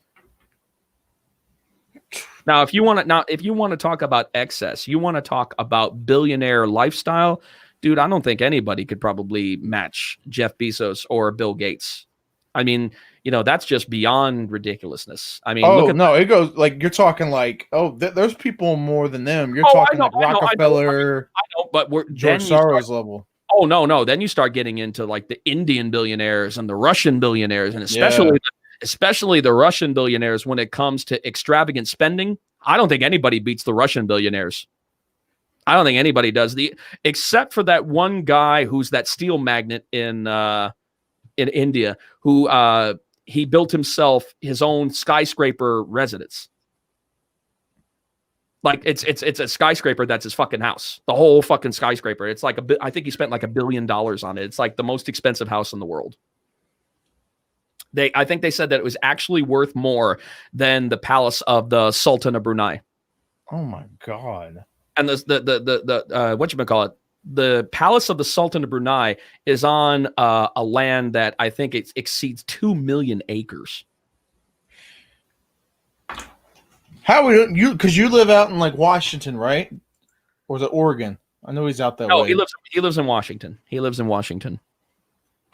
About to say how crazy is shit out there? Is it like kind of out your way? Because I know there's still a bunch of like riots and shit. Hell, I know I was watching the news. Fucking Kentucky went into a state of emergency because of protests and riots today. That's how bad it is. I can't believe that this is going on still. I mean, now it's getting to a point to where it's beyond ridiculous. Now it's getting to a point. I mean, we're talking about isolated incidents, and yet the looting, the rioting still continues. I mean, and that's all we're talking about, is we're talking about isolated incidents. Not every person has been mistreated by the police. Sure. But the minute it gets blown up on the media, the minute that they get their fucking meat hooks into it, it just multiplies exponentially. Sure. It really does. Because I'm going to be and I'm going to be honest with you. I mean, you've seen a lot of the amateur footage of some of these incidents. The one thing that I'm seeing in a lot of them, and I'm going to be honest with you, I'm seeing people who are not necessarily approaching the police in the best way. I'm seeing people who, when you're pulled over, when you're asked to do something by an officer, the best thing that you can possibly do is quietly comply. What does bitching at a police officer get you? Yeah, well, I've always said this, Jeff, and I because will continue to say it. It escalates. It only escalates, and it can only get worse if you make it worse. I'll say this, like I'm not so naive to think that, yeah, I'm sure that things do happen that are inappropriate and that are race-based somewhere. I'm not saying it doesn't happen. But you could sure, say that right. And I'm not saying that it doesn't happen. I'm not saying that there aren't bad cops. I'm not saying that sometimes, situations, like I'm not saying that certain situations can be helped, and I get that. But just like you said, let's be honest, the ones that you do see, like you said, they're isolated instances. It's not like this stuff happens like every day. Like it's not statistically correct. And like people, you're racist for saying that. I'm not. It's just like statistically correct. And yeah, maybe some stuff doesn't get reported. Okay, I get that too. But it gets blown way out of proportion the moment it gets shared 1 billion times. When CNN, ABC, NBC, you got to think all these other networks are on one side, right? And they're only showing one side of what's going on. Well, they're making it seem like the one represents all. Right. And it's just not true. And like I said, one does not represent all. But you have to understand, every police officer has to approach every situation the same, because how many times think about this, how many times has a police officer approached what looks to be a peaceful situation and that shit escalates without them even fucking knowing it. So guess what? It's a tough job. They have to approach it all the same. They have to be cautious, and they also expect you to comply. And guess what happens when you comply? You usually don't have an issue. But when you start yelling at the police, when you start spitting at the police, when you start saying, what did I do? What did I do? What did I do? And everything like that. Once again, all you're doing is making a situation worse for yourself. Now, does anybody deserve to die from those situations without due process? Absolutely not. But the media makes it seem like this is happening every day and that it's happening. And you know something? A lot of things that happen that you see on the media are probably happening more behind the scenes and not on camera than on camera. There probably are more incidents that we don't know about. Sure. There probably is more racial injustice that's taking place. Sure. You're absolutely right Sure. about that. Most of the shit that you don't see is probably much bigger in number. Much bigger in numbers. Could be. Yeah, could be. I would think so. But I don't like living in a world, exactly, Howie. I don't like living in a world where the media aspires to spread hate. Because the one thing that I know that I have learned when it comes to racism, the one thing, do you know what the easiest way to justify racism is? Keep talking about it. Yep. Keep acknowledging its existence. That's the best way to keep it alive. Keep talking about it.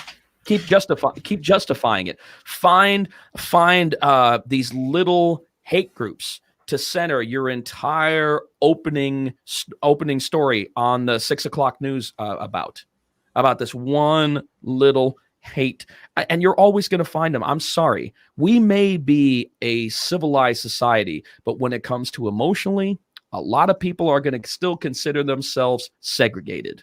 And that's just the way that it is, guys. But the way that it is, once again, defunding the police, not a good idea.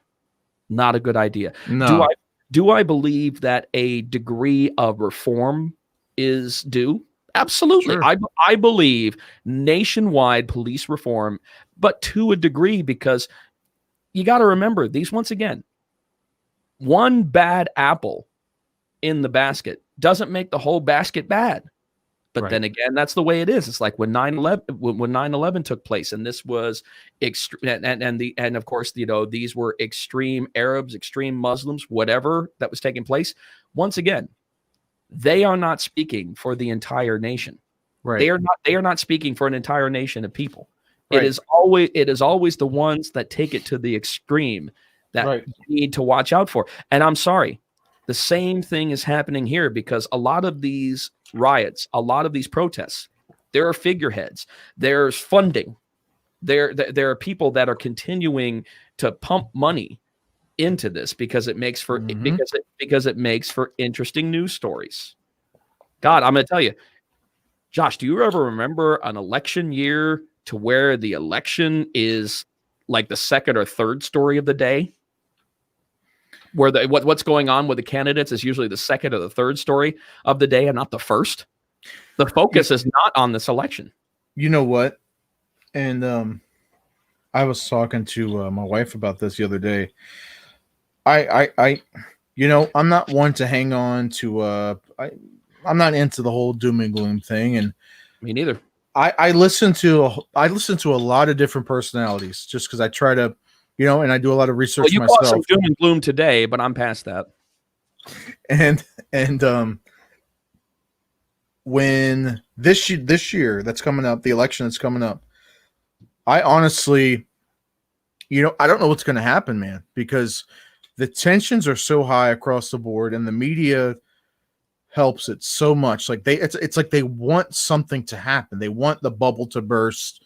It's already like bursting at the seams in certain areas, like Portland, Chicago, New York, California. Like in these pockets, they're already bursting. But I'm talking about maybe like on a grander scale. It's like it's just right there, just waiting for something else to happen. And I think I really feel like the way that Biden comes off, I cannot see, and this has nothing to do with being a Trump supporter, right? But there's no fucking way Biden's going to win. There's just no way. There's no way. And I think it's purposely. I think they are purposely helping to make him look stupid. I know it's going to sound crazy. Of course they are. Oh, of course they are. Of course I think it's going to sound crazy because even though like media is, pretty much is the mainstream left now, right? They're purposely making their candidate look bad and want Trump to win so that all this bullshit can happen. And think about too, Hillary and Michelle Obama and a few of these other like big time Democrats.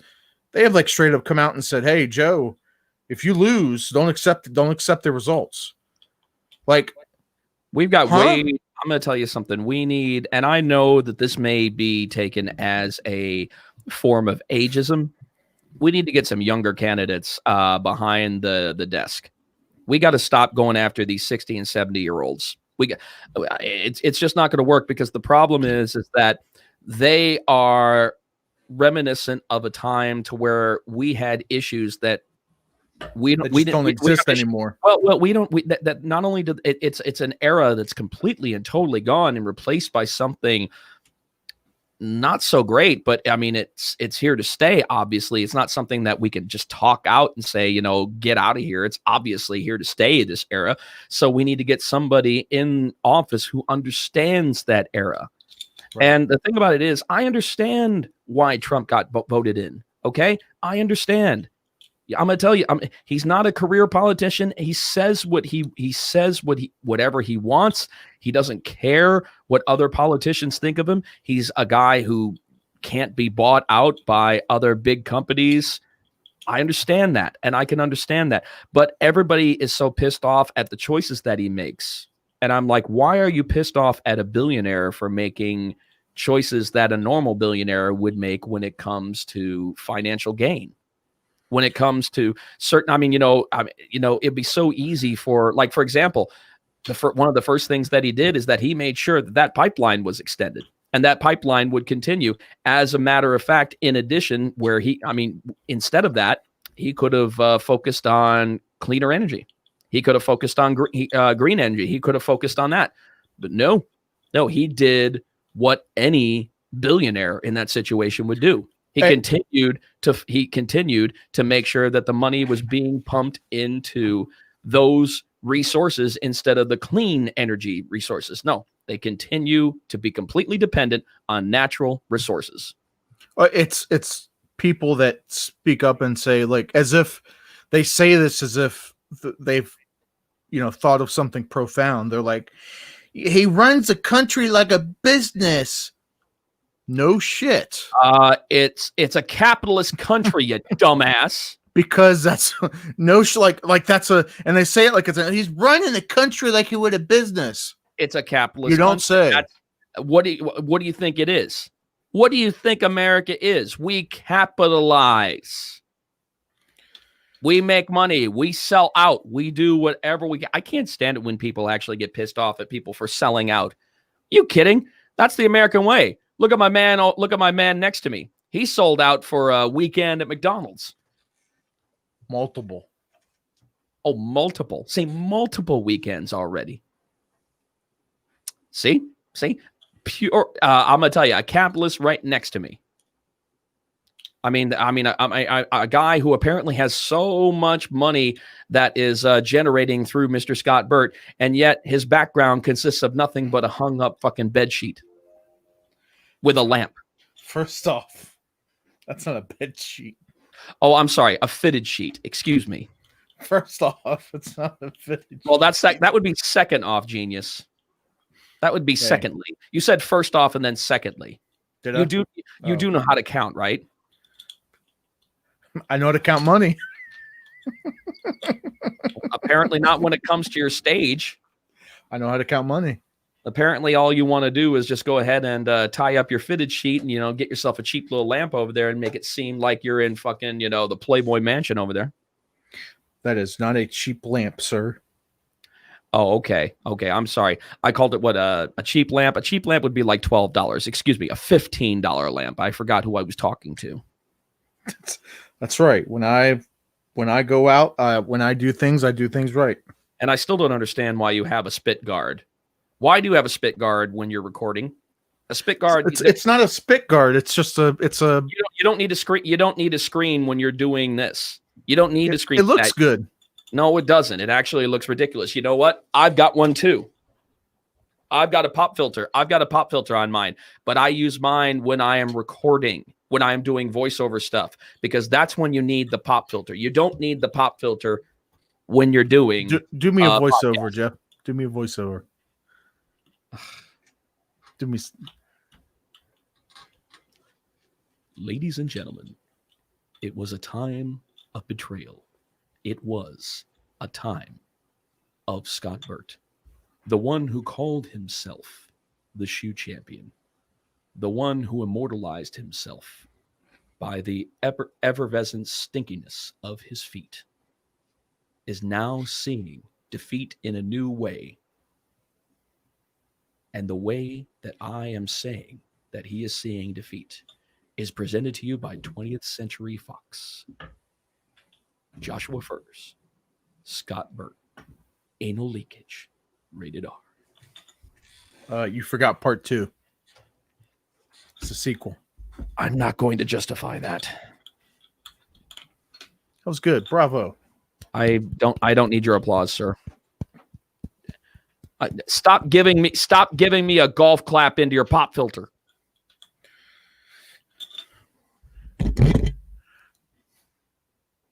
See, well, I don't know. Yeah, I guess right. I guess it did look better. All right. Right. Actually, put it back on. You're fucking loud. Does it make it louder? Yes. Yeah. How about now? We good? They can hear me so much more than you. That's the way it should be. Or check this out. I can be like call operator with this mess. Okay. Well, yeah, I could definitely see. You definitely have the tech support face. That's for sure. You know, you've got a radio face. So, yeah. How about this? How's that sound? I think that we need to get on with the show. We're already an hour and 36 minutes in, and we spent a good part of that with me trying to make any kind of sense of this incredible debacle that has taken place here today. This tragedy where Loudmouth Fisticuffs apparently was advertised as being hosted by the human tooth decay of BKFC. That is Scott Burt. So Scott Burt did purchase his own airtime. So put the microphone back. You sound terrible. No, it doesn't sound good. No, put the microphone back. You don't need the customer service lavalier. You don't need that. You don't need the customer service mouthpiece. Okay. There we go. Jeff almost stroked out. Howie, it's amazing. It's amazing when it looks like I'm absolutely flipping out. There is so much more inner peace and control going on. It's just the outer shell that is freaking out. Inside, seriously, man, blue skies over Texas. No problem on the inside. Wait, wouldn't it be the other way? No, I need my blue skies in here. Why would you be freaking out on the outside but calm on the inside? Usually it's the other way. People are usually calm on the outside but then freaking out. Well, when do I fall into the category of usually? Exactly. Pew, pew, pew, pew, pew, pew. Oh, you're gay too. Interesting. The hits just keep coming. But in your case, they come on the backside. Are you a homophobe, Jeff? I hate that term. Nobody's habitually fearful of homosexuals. I absolutely hate that homophobic. Nobody's actually afraid of them. There's not a fear. That's what I'm talking about. Like a phobia is like a general fear. Nobody's homophobic. They really need to. They may not like gays and homosexuals, but they're not afraid of them. They're not afraid of them. So that's why I'm saying I agree. It should be a different word because it's not really. It doesn't really make sense because it's not a phobia. Right. It's not a phobia. It's not a recognized phobia. And if it is a recognized phobia in some degree, well, then it's a very interesting one. I have no idea why that you would be afraid of that. I guess it would have to depend on the situation. If you're in prison, you may be. That Howie, you got to stop trying to act funny. I know that you're acting it, but it's just not coming through on this end.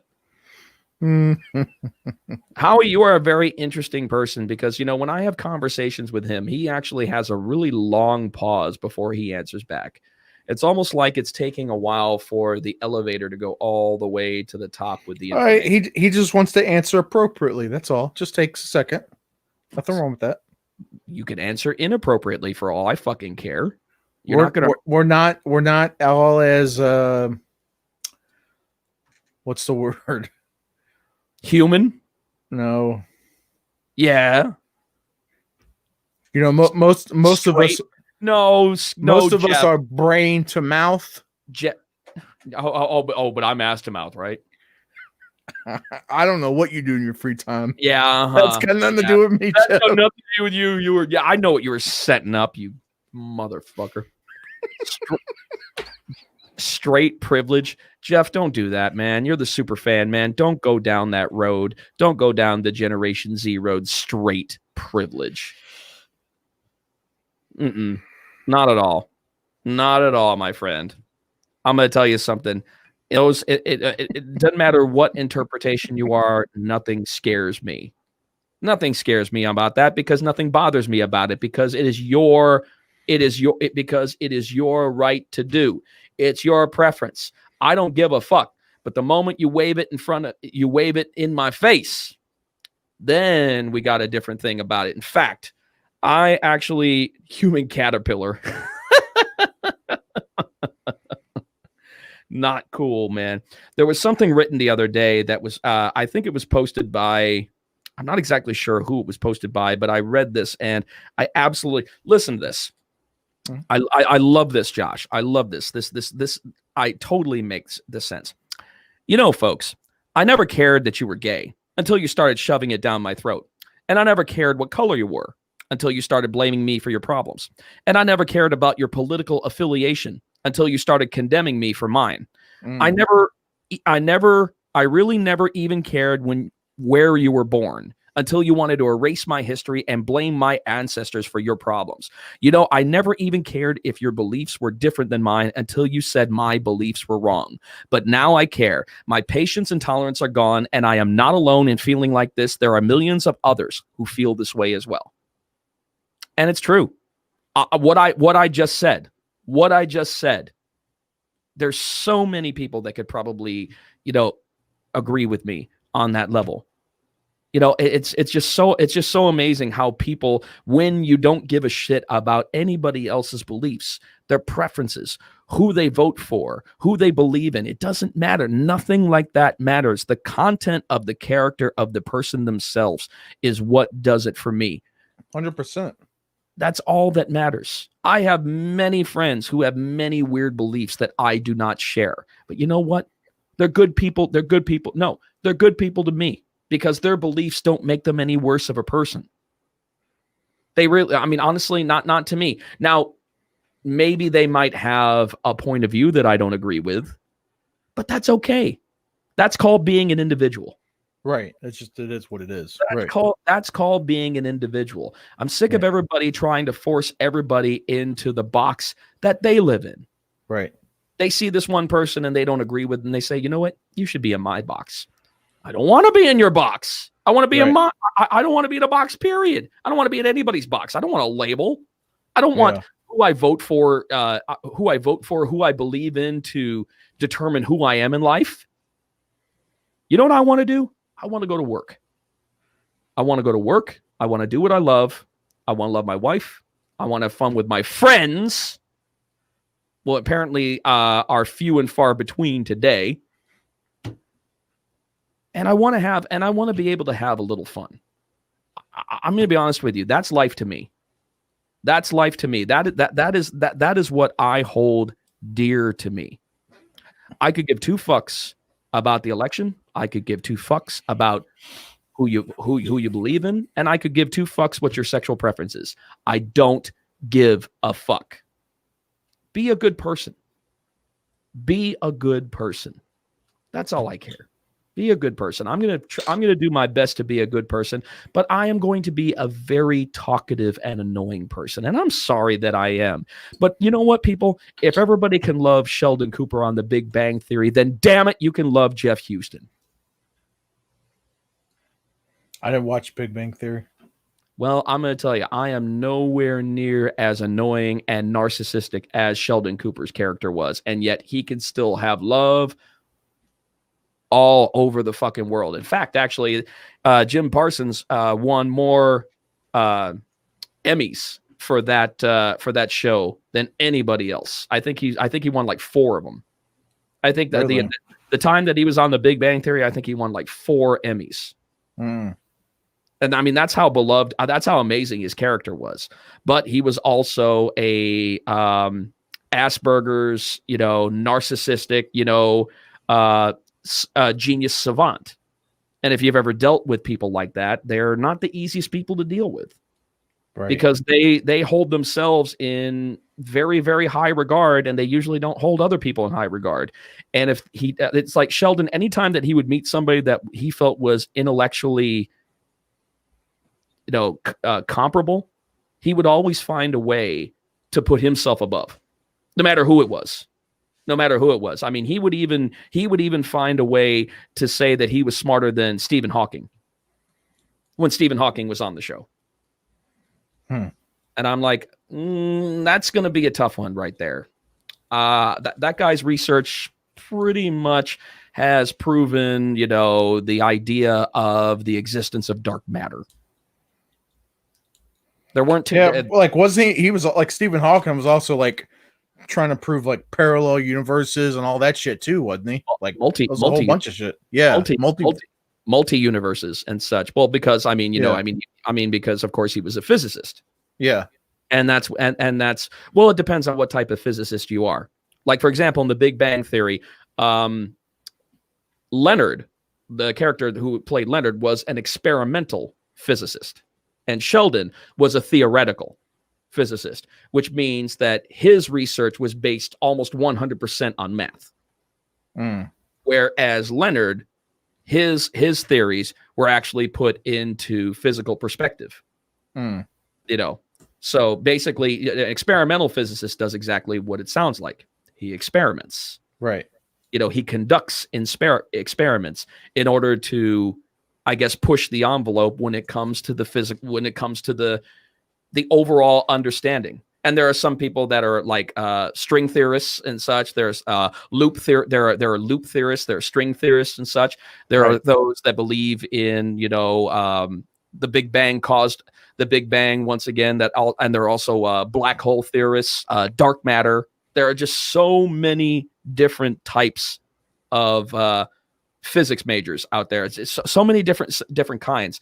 And what was so funny about it is that Sheldon's character always saw the math as the most important, because anytime that the experimental physicist would try to put something into practice, they would need Sheldon to do the math. Because that's where anytime that they're saying, oh, we've got a breakthrough, can you do the math? No, I can't do the math. So that's why that they needed a theoretical physicist to handle the math. Is quantum theory? Yes, it is. It is, Jason. Jason, everything is our audience. Yeah. Quantum mechanics, quantum theory, anything that we discuss can be our audience. That is the great thing about Loudmouth Fisticuffs. Our audience can expand just like quantum mechanics. It can expand to everything. Because isn't that what quantum mechanics is? It's the attempt at the understanding of everything. So absolutely, quantum theory and quantum mechanics is our audience, because that's everything. I want to be able to cater to everyone. I don't care everybody. Everyone is the proper word usage, sir. And we do. So, But and we Jason, do. no, we do. We do. We try to talk a little bit about everything. Now, whether or not do we know what we're talking about? Not always 100%. Not always. Jason, we got to maybe like 97.8%. Oh, no, no, no, no, no, no, no, no. I think that you are overselling us big time on our percentage on that. No, we're talking conservatively and maybe even generously 90%. We are 10% bullshit, but it is the 10% bullshit that makes you laugh. And it is the 10% bullshit that creates the glue, that creates the banter, that creates loudmouth fisticuffs. So 90% good shit, 10% bullshit.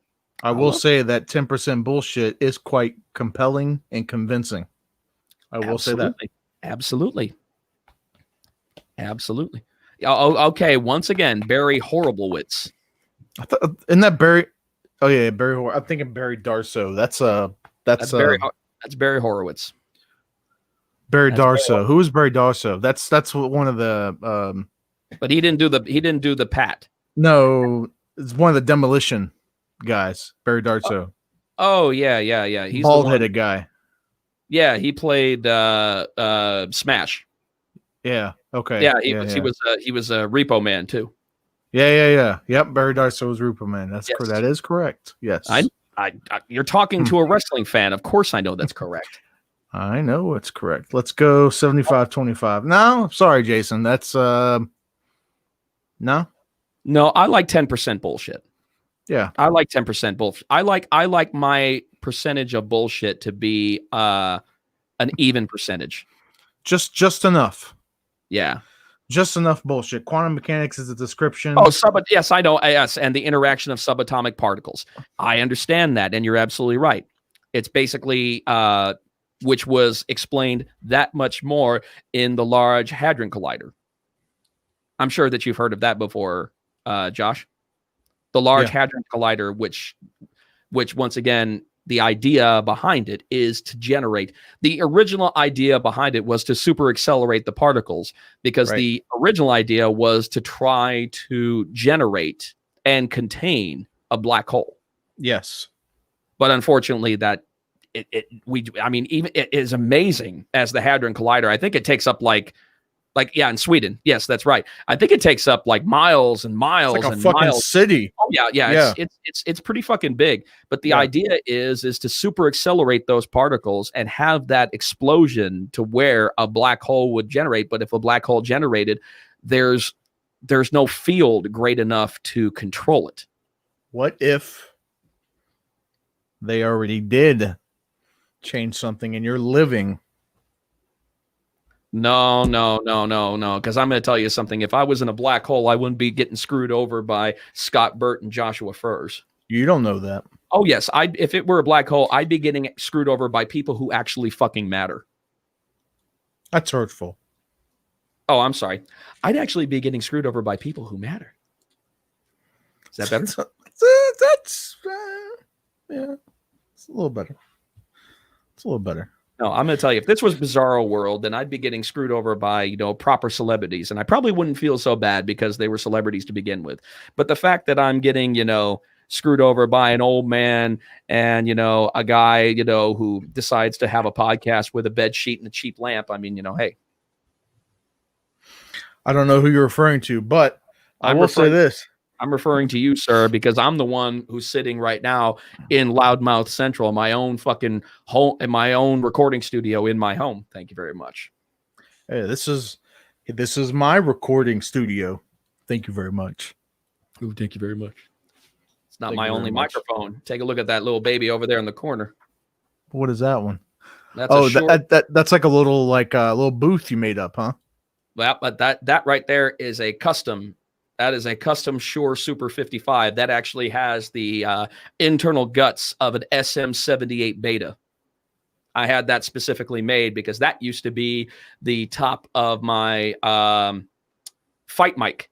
I'm sure that you've seen the pictures of my handheld microphone back in the day. Mm-hmm. The one with the brass knuckle handle. Yep. That was the infamous fight mic that's up on there. I actually had it specifically made to where it would have a dynamic microphone instead of a capsule microphone, which, unfortunately with those damn cardioid microphones, the Super 55, you get a real metallic sound when you are announcing. It's interesting. It's an interesting sound, but the Shure Beta SM58A was such an amazing microphone, and I had the guts actually put into that. Is it Switzerland or Sweden? No, it's Switzerland that the Hadron Collider is in. It's in Geneva. Yeah, the Hadron Collider is right under Geneva, so it's Switzerland, not Sweden. The Large Hadron Collider is a 17-mile tunnel. I'm not surprised.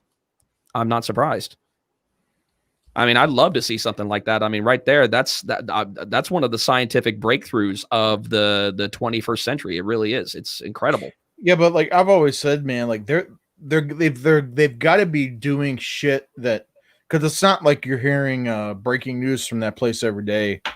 There's got to be something. I don't know. It's the world of physics. Physics. I mean, honestly, not a whole lot changes. Every now and then there's an advanced theory. Every now and then that there's a different theory. Every now and then something comes along. Yeah. CERN. Yep. What do you mean CERN? What does he mean CERN? Isn't that the company that runs it? Oh, CERN. Yeah. Yes, it is. Yeah. Yes, it is. That's the organization that runs the collider, CERN. Yeah, yes, it is. Yes, it is. And quite the achievement. Quite the achievement it is. But I don't know in this lifetime if we're going to be able to, have any kind of particle accelerator that will be able to not only generate but to stabilize a black hole. It's kind of like you know what it reminds me of? It's kind of like the situation. You remember the movie Spider-Man 2? You remember when before he became Doc Octopus and he was trying to make that containable energy field that was just basically like a mini sun. Yeah. I remember, but it was so difficult because the energy was so massive that there was no way to control it. Right.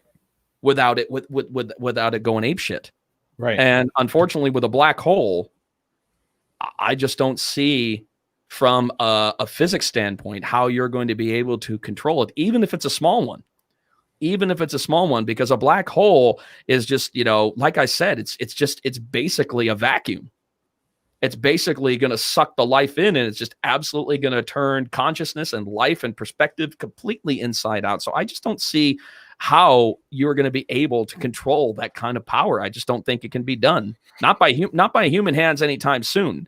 I mean, maybe hundreds and hundreds of years, because you got to figure the Higgs boson. Yes, measured the properties of the Higgs boson particle. That is correct. I mean, you got to figure from the moment that the idea of physics first started, which was probably about, if I remember, I think it was about 2,600 years ago in the grand scheme of things. All right, we're talking about 600 BC. We're talking around 600 BC when the idea, of course, physics comes from the Greek word physika. So when that concept first started, and we're talking 2,600 years leading all the way up to the Large Hadron Collider, just imagine another 2,600 years from now. I mean, if they were able to go from that to that, and technology moves so much more faster now than it ever did at any other time in human history, just imagine what we're going to be in store for, 1,000 years from now, 2,000 years from now. What the hell are you doing? Sorry. Trying to make listening. Trying to make a little black hole of your own. Well, that